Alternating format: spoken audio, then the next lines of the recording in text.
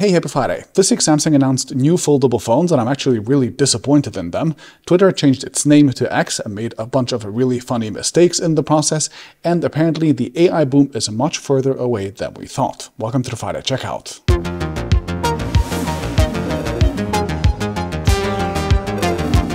This video was sponsored by our streaming service Nebula. Okay, this week we start the brief with the Sony WF-1000XM5s, Sony's latest high-end earbuds that cost $20 more than their predecessors at $300, and which, in exchange, are smaller and lighter, have better noise cancelling and call quality, and more. Reviewers really seem to like these. Next, Apple this week accidentally revealed via code snippet that the iPhone 15 Pro will have a replacement for the physical mute switch with a programmable action button. This button can be used to toggle the silent mode like the old switch, or it can open the camera, turn on the flashlight, open the Translate app, and so on. Kind of cool. Then Meta, Microsoft, Amazon, and TomTom got together and released an open dataset for new mapping applications to take on the duopoly of Google and Apple Maps. Microsoft and Meta, for example, donated 59 million data points to the project, which developers can take and create their own maps out of. Meanwhile, Google announced that it will start downranking apps that don't have tablet modes in the Play Store. Depending on the implementation, this could be a proper incentive for Android developers to start optimizing their apps for tablets as well, which they've been really slow to do in the past. I've recently learned that only 25% of the top Android apps have proper tablet support versus 20% a year ago, so there's clearly a long way to go still. Next, Xiaomi confirmed that the Mix Fold 3 is in the works and it will launch next month, and that it is focused on cramming a really good Leica camera into a foldable. Meanwhile, according to IDC, the company apparently fell to 4th place in India, down from being a clear market leader just a few years ago, so they really have to get their act together on the lower end too.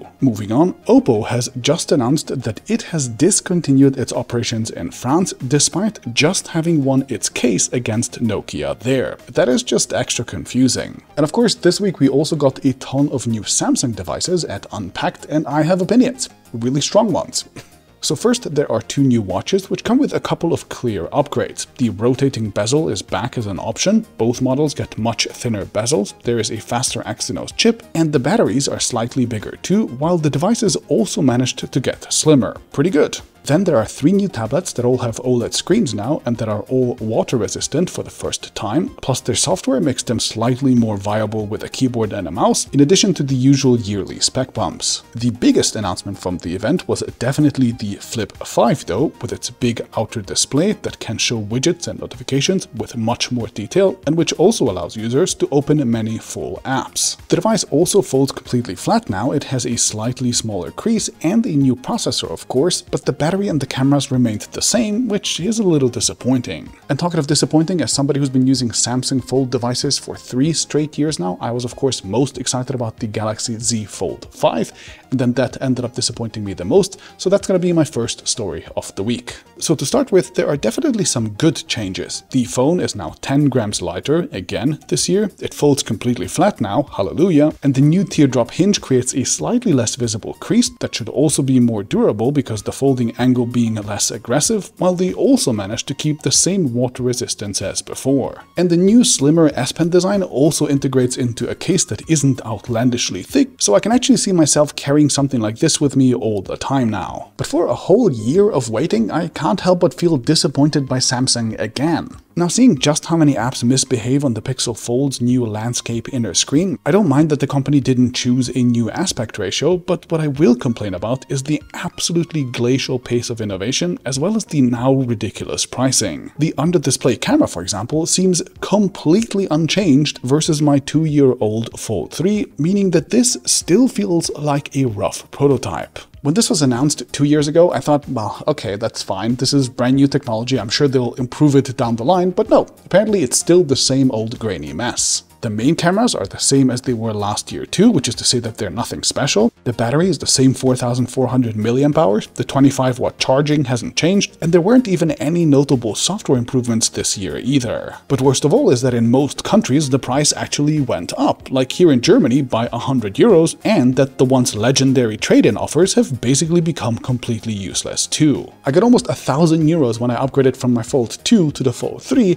and now Samsung offers me 400 40 euros for my Fold 3. And the pre-order bonus actually accounts for 200 of those euros, so my phone, according to Samsung, is actually valued at 240 euros. Like, what?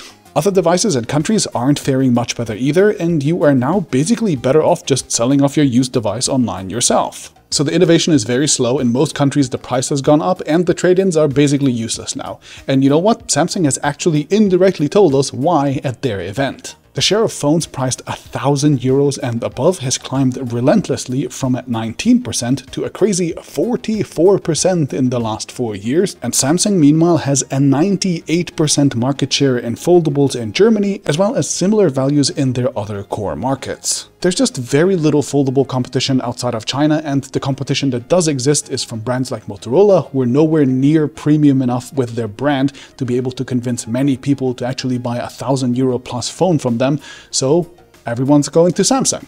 And that means that they don't have to innovate, which really makes me sad. Okay, a lighter news for my second story of the week, we have to talk about the rebranding of Twitter, which has been hilariously badly managed so far. So by now I'm sure that you've heard that X is the new name for the service, and that nobody knows what tweets and retweets are supposed to be called. But of course, even beside that, the company seems to have done practically no research for the name change at all, so they've run into plenty of funny mistakes. Like, for example, the company was temporarily IP blocked in Indonesia because X.com was previously a porn/gambling website. Cool. The @X username was of course in use already as well, so they simply took it from its original owner, who had it since 2007, and as a payment they offered the guy, quote, some merch and a conversation with executives. I mean, that's just so beautifully petty and self-centered. You're literally the richest guy in the world, you take something from somebody else that you want, and you're like, in exchange, I give you the honor of basically talking to my glorified accountant.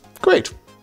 Anyway, beside that, apparently Twitter Japan also couldn't get the X Japan handle because the trademark is owned by a Japanese rock band. And while we're talking about trademark issues, apparently Meta owns the X trademark for use on social media, while hundreds of other companies like Microsoft also own X-related trademarks. This is so peak Elon. The king has decided and the world should fall in line, goddammit. Okay, and for my third story of the week, it is earnings week for all the big tech companies, and from all of their earnings I could basically see two major messages.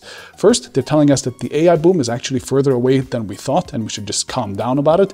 And second, they're telling us that the online ads business is actually making a real big comeback right now. So Microsoft and Alphabet both warned investors about really high upfront costs to build data centers and to stock chips for AI, while Microsoft meanwhile also cautioned that the growth in AI services is going to be, quote, gradual. All of that is investor speak for these two companies basically telling us that the market got a little too excited about AI and we should dial it down a notch. And meanwhile, the online advertising market is apparently back from the dead and it's doing much better than we thought. Google finally saw its first revenue increase after 6 months of year-on-year falling ad sales, and meanwhile Meta also saw unexpectedly high growth at 12%. YouTube Shorts is now reaching 2 billion monthly users, which is more than TikTok has users altogether. Facebook crossed 3 billion daily active users, and Zuckerberg said that he is fairly confident that Threads will reach 1 billion users too, which would be more than double of what Twitter has today. That is wild. And looking at their stock prices, this is indeed a pretty incredible turnaround. In other words, the two big ad companies are actually doing just fine again, and if you remember, last week we discussed that even Netflix is cutting off their basic tiers to focus on ads instead, so online ads are truly hot again. Now, I'm not a huge Netflix guy myself, because instead of watching TV series, I spend most of my time online watching video essays from fellow creators, and actually lately I've been finding most of my favorite ones from that category over on Nebula. I love Wendover's Nebula original series called The Logistics of X, which is great for people like me who love to learn how the world works, and this series has a new episode out right now covering commercial fishing. The new Nebula original series called Red Atoms by Real-Time History about the nuclear program of the Soviet Union is just incredibly well made too. The Underexposure series from Neo dives into some of the best mysteries with exquisite quality, and of course I upload a ton of Nebula exclusive content to the platform as well, like my many bonus videos, as well as my whole 8-part Nebula original series called Technorama. Nebula is a streaming service built by the absolute smartest creators on the internet, and on top of hosting our originals, it also of course features all of our usual content ad-free and typically early access too. It is like all your favorite creators, but on steroids. And best of all, the platform is owned and operated by us, the creators, and instead of using ads or whatever shady tracking to fund it, we just get it funded by people like you who subscribe, and so your subscription money actually goes directly towards helping us create new content. If you use my link, which you can find in the description below or on screen, you can get a yearly subscription for just $30 a month, which is a $20 discount versus just using a generic link to sign up, so check it out. I really hope you enjoy all the stuff that we put out there, and I'll see you next Friday.